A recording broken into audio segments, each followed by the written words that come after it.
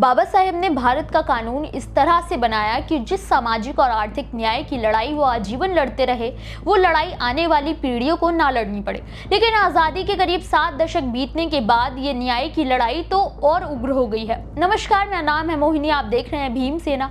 पिछले 24 घंटे में दलितों के साथ होने वाली घटनाओं के बारे में जानेंगे जो इस वक्त सोशल मीडिया पर सुर्खियों में है, जो ये सवाल खड़े कर रहे हैं कि आखिर क्यों दलितों को आज भी समाज का हिस्सा नहीं माना जाता है, क्यों जारी है आज भी उनका उत्पीड़न। दलितों से जुड़ा पहला मामला उत्तर प्रदेश के मेरठ से है, जहां एक 20 साल की दलित युवती की को करीब 2 महीने होने के बाद भी पुलिस ने अब तक सभी आरोपियों को गिरफ्तार ना करके उन्हें बचाने की कोशिश कर रही है। ये मामला रोहटा थाना क्षेत्र के टीपी नगर क्षेत्र का है, जब 15 मई को ललिता गौतम नाम की एक युवती अपने घर से बीए का एग्जाम देने निकली थी, लेकिन वो लापता हो गई। घर वालों ने लड़की की गुमशुदगी की रिपोर्ट लिखवाई, जिसके बाद पुलिस ने जांच शुरू की तो उसका शव 17 मई को रोहटा थाना क्षेत्र में ही गन्ने के खेतों में बरामद हुआ, जिसके बाद पुलिस सख्ते में आ गई। पुलिस ने सीसीटीवी फुटेज और फोन रिकॉर्ड खंगाले तो मुख्य आरोपी अंकुश का नाम सामने आया।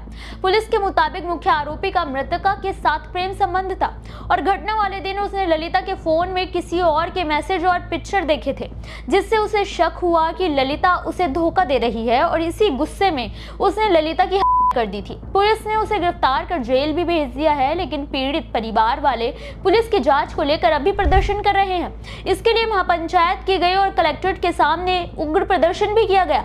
दलित समाज के लोगों का कहना है कि पुलिस ने सभी आरोपियों को गिरफ्तार नहीं किया है, इसमें 2 और लोग शामिल थे, लेकिन पुलिस उन्हें बचाने की कोशिश कर रही है। वहीं इस मामले में भीम आर्मी चीफ चंद्रशेखर आजाद और समाजवादी पार्टी मुखिया अखिलेश यादव ने भी कानूनी प्रक्रिया पर सवाल उठाए हैं। उन्होंने जल्द से जल्द न्याय की मांग की है और पीड़ित परिवार को उचित मदद देने की भी अपील सरकार से की है।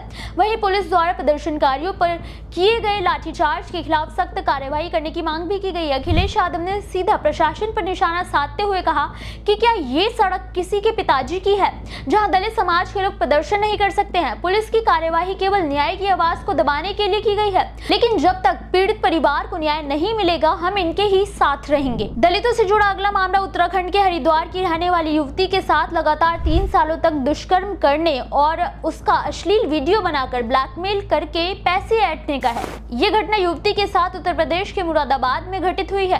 पीड़िता ने आरोपियों के टॉर्चर से तंग आकर आखिरकार पुलिस की मदद की। पीड़िता ने बताया कि करीब 3 साल पहले स्कूटी लेने के लिए एक 2 पहिया वाहन की दुकान में गई थी।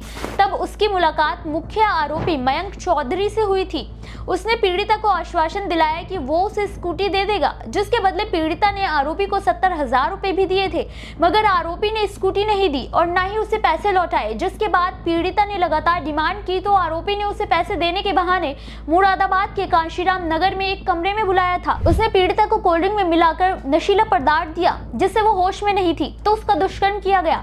इतना ही नहीं, उसका अश्लील वीडियो बना लिया गया। उसने पीड़िता को धमकी भी दी कि अगर इस घटना का जिक्र किसी से किया तो वीडियो वायरल कर देगा। उसने ब्लैकमेल करके पीड़िता का कई बार दुष्कर्म किया और करीब 1.5 लाख रुपए ऐंठे। पीड़िता शादीशुदा है, लेकिन आरोपी अब उस पर दबाव बना रहा था कि वो अपने पति को तलाक देकर उसके साथ रहे, वरना उसे जान से मार देगा।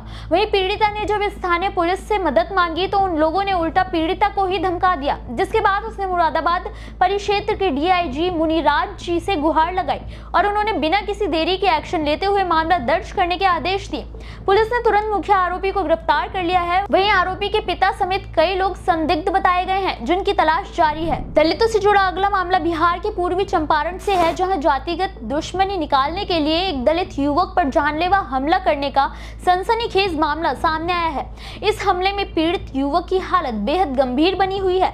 तो वहीं पुलिस ने भी पीड़ित परिवार के बार-बार कहने के बाद भी मामले में एट्रोसिटी एक्ट नहीं जोड़ा है, ताकि आरोपी को बचाया जा सके। वहीं जब पीड़ित परिवार को पुलिस से कोई न्याय मिलने की उम्मीद नहीं दिखी तो उन लोगों ने राष्ट्रीय दलित मानवाधिकार अभियान से मदद मांगी, जिसके बाद तुरंत 5 सदस्यीय टीम पीड़ित परिवार से मिलने पहुंची। प्रदेश महासचिव विद्यानंद राम ने बताया कि पीड़ित की हालत अभी भी गंभीर बनी हुई है और उसका इलाज जारी है। वहीं पुलिस ने अब तक किसी को भी गिरफ्तार नहीं किया है। ऐसे में पुलिस की भूमिका पर भी सवाल उठना लाजमी है।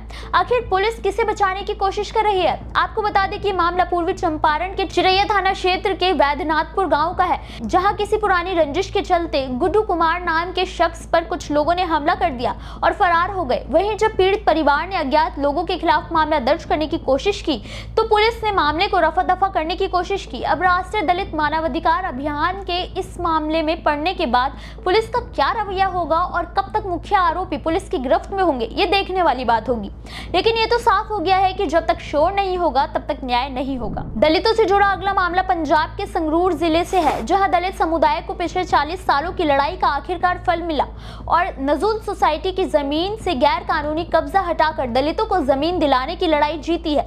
ये मामला संगरूर जिले के रायधराना का है। दलितों की जमीन पर पिछले 40 सालों से अवैध कब्जे को लेकर रायधराना जमीन संघर्ष कमेटी लड़ाई लड़ रही थी। वहीं करीब 16 सालों से कानूनी लड़ाई भी जारी थी, लेकिन आखिरकार सत्य और न्याय की ही जीत हुई और कानूनी लड़ाई दलित समुदाय ने जीती। लेकिन फिर भी हाई कोर्ट के डबल बेंच के आदेश के बावजूद सिविल एडमिनिस्ट्रेशन ने 3 महीनों तक जमीन कब्जे में नहीं दी, जिसके बाद संघर्ष कमेटी के प्रेसिडेंट मुकेश मालौद और फाइनेंस सेक्रेटरी बिकर सिंह हतोआ ने मोर्चा खुद संभाला और दलित समाज के लोगों के साथ खुद अधिग्रहण करने पहुंच गए। इस जीत की खुशी मनाने के लिए दलित समाज के लोग बाबा जीवन सिंह गुरु के घर में जमा हुए, जहां उन्हें उनकी जमीन आखिरकार मिल गई। ये जीत न केवल उनके सालों के संघर्ष का फल है, बल्कि सबूत है कि न्याय देरी से हो लेकिन होगा जरूर। आपको क्या लगता है, हमें कमेंट करके जरूर बताएं। दलितों से जुड़ा अगला मामला तमिलनाडु से है, जहां दलितों और पिछड़ों को सामाजिक न्याय दिलाने और उनके खिलाफ हो रहे उत्पीड़न के मामलों में कमी लाने के लिए मुख्यमंत्री सी जोसेफ विजय ने राज्य सतर्कता और निगरानी समिति का फिर से गठन किया है। इस समिति के अध्यक्ष खुद सीएम ही होंगे। इस समिति में सभी सांसद और विधानसभा के निर्वाचित प्रतिनिधियों के साथ साथ अलग से 59 सदस्यों को शामिल किया गया है। इस समिति की देखरेख सीएम करेंगे, जिनके तहत राज्यों में SC/ST वर्ग के साथ होने वाले मामलों को लेकर साल में 2 बार समीक्षा बैठक आयोजित की जाएगी, जिससे राज्य में दलित और पिछड़ों की क्या स्थिति है उनके बारे में सही जानकारी सरकार के पास हो, वहीं राज्य में उनके उत्पीड़न के खिलाफ हर सख्त कदम उठाया जा सके।